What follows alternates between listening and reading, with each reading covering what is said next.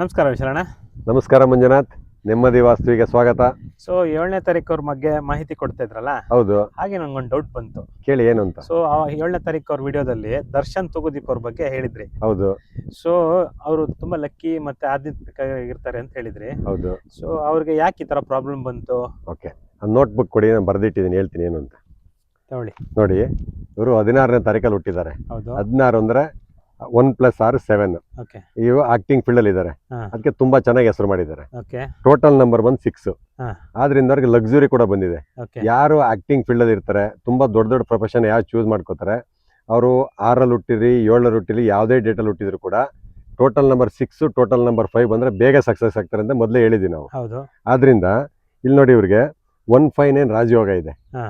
ಆದ್ರೆ 276 ಇದೆ, ಓಕೆ. ಅಂದ್ರೆ ಆಕ್ಷನ್ ಅಂತ. ಹಾ. ಇವ್ರು ಏನ್ ಹೇಳ್ತಾರೆ ಅದನ್ನ ಮಾಡ್ತಾರೆ. ಹಾ. ಬಟ್ ಇವ್ರು ಯಾಕೆ ಹಿಂಗಾದ್ರು ಅಂದ್ರೆ, ಈ 7 ಅಂದ್ರೆ ಕೇತು, ಓಕೆ. ಕೇತು ಮೋಕ್ಷಕಾರಕ ಅಂತ ಹೇಳಿದೀವಿ. ಹಾ. ಆದ್ರಿಂದ ಅವರು ತುಂಬಾ ಸರಳವಾಗಿರ್ಬೇಕು, ಹಾ. ಆಧ್ಯಾತ್ಮಿಕದ ಕಡೆ ಒಲವನ್ನ ಹೊಂದಿರ್ಬೇಕು.